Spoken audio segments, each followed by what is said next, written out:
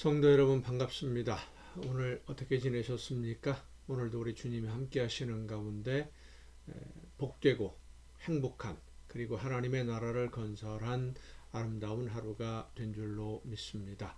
이 시간 우리가 함께 은혜를 나눌 본문 말씀 히브리서 3장입니다. 신약성경 히브리서 3장 7절부터 11절까지에 있는 말씀 봉독합니다. 그러므로 성령이 이르신 바와 같이 오늘 너희가 그의 음성을 듣거든 광야에서 시험하던 날에 거역하던 것 같이 너희 마음을 완고하게 하지 말라. 거기서 너희 열조가 나를 시험하여 증험하고 40년 동안 나의 행사를 보았느니라. 그러므로 내가 이 세대에게 노하여 이르기를 그들이 항상 마음이 미혹되어 내 길을 알지 못하는도다 하였고, 내가 노하여 맹세한 바와 같이 그들은 내 안식에 들어오지 못하리라 하였다 하였느니라. 아멘. 성경을 읽으면서 궁금하게 생각했던 것 중에 하나가, 왜 이스라엘 백성들은 그 많은 기적을 직접 경험했으면서도 광야에서 하나님을 거역했을까 하는 점이었습니다. 애굽에서 10가지 내리는 재앙, 애굽에 내린 10가지 재앙도 그들은 보았고, 홍해를 걸어서 건너는 기적도 그들은 직접 경험했습니다. 만나를 먹는 기적도 날마다 경험하고 있었고, 바위에서 물이 솟아나오는 기적도 봅니다. 하나님의 말씀을 전하는 모세와 아론의 권위에 도전했던 사람들이 하나님의 진노하심으로 몰살당하는 것도 직접 본 사람들입니다.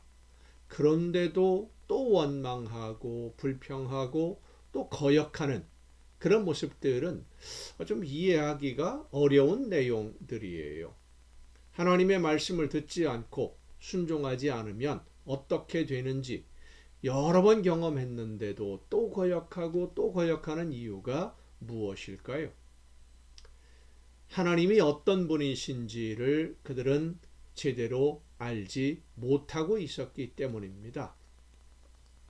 하나님이 우리를 가나안 땅으로 인도해서, 그러니까 이스라엘 백성들을 가나안으로 인도해서 그 땅을 주신다, 약속하셨다.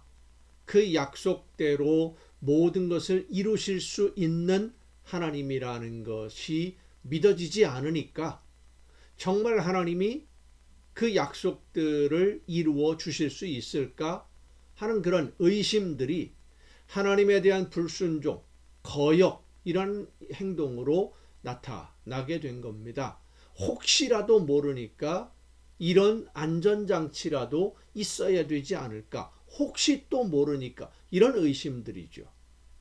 예수님을 믿는 성도들도 마찬가지입니다. 예수님이 하나님의 아들로 이 세상에 오셔서 우리를 구원하시는 구원자가 되시고 대신 제물이 되어주심으로 우리의 모든 죄가 가리워지고 덮여져서 하나님의 말씀을 듣고 순종할 수 있는 하나님의 자녀가 되는 은혜를 받았다는 것을 알기는 알지만, 예수님이 정말 그 마지막 심판의 날, 하나님의 나라가 임하는 그날에 이 세상을 심판하시는 주로 오실 것인가 하는 이 말씀이 믿어지지 않아서, 보증이 없으니까, 그런데 환난과 핍박을 당하니까 끝까지 믿음을 지키지 못하고 돌아서기도 하고 현실과 타협하기도 했던 겁니다. 히브리서는 바로 그런 사람들에게 예수님이 어떤 분이신지를 다시 한번 설명하면서 예수님을 믿고 하나님을 믿는다는 이 믿음이 과연 무엇이냐라는 것을 말씀하는 책이 바로 히브리서입니다. 그래서 오늘 본문 말씀을 보면 예수님이 심판하시는 날에 심판의 주로 오시는 것을 믿지 못하고 의심하는 사람들에게 이렇게 권면합니다. 너희들의 조상들이 하나님을 믿지 못하고 약속을 믿지 못해서 이렇게 행동했는데 너희들도 그 길을 따라가지 말아라. 광야에서 시험하던 날에 거역하던 것과 같이 마음을 완고하게 하지 말라. 이스라엘 백성들은 애굽에서 해방이 된 이후에 광야에서 많은 시간을 보냅니다. 직선거리로 따지면 빠르게 가면 한 일주일, 넉넉하게 한 달이면 갈 수 있는 거리였지요. 가나안이라는 땅까지. 그렇지만 그 가는 길목에 블레셋이라고 하는 전쟁을 좋아하는 호전적인 싸움을 잘하는 군대가 있는 나라가 있었습니다. 그래서 이 블레셋을 피해서 돌아가는 길을 선택한 것인데, 돌아간다고 하더라도 그리 멀지 않은 그 거리를 40년이 걸렸어요. 그것은 이스라엘 백성들이 하나님을 전적으로 신뢰하지 않았기 때문에, 믿지 않았기 때문입니다. 하나님의 약속을 믿지 못했어요. 애굽을 나온 이스라엘 백성들이 먼저 시나이 반도를 가로질러서 시내산으로 갑니다. 이 시내산은 가나안 땅으로 가는 방향에 있는 지역이 아닙니다.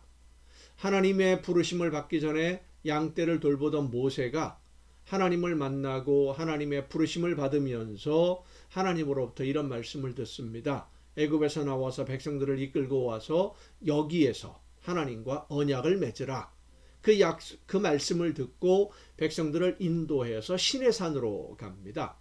그래서 애굽에서 나온 방향을 따진다면 동북쪽으로 올라가면 가나안으로 가는데, 동북쪽으로 가지 않고 동남 방향으로, 그러니까 반대쪽으로 내려와서 시내산에 이르게 되었고, 거기서 이제 하나님과 계약을 맺죠. 율법을 받습니다. 이 율법을 받는 과정에서 이스라엘 백성들이 하나님을 전적으로 신뢰하지 않는 모습을 보여줍니다. 하나님의 말씀을 듣기 위해서 산에 올라간 모세가 40일이 되도록 산에서 내려오지 않으니까 모세가 죽었다라고 판단을 하고는, 모세가 죽었으니까 모세를 통해서 말씀을 전하던 하나님의 말씀 들을 수 없고 하나님의 도움을 받을 수 없다라고 생각하고는 자기들을 도와줄 신을 하나 만듭니다.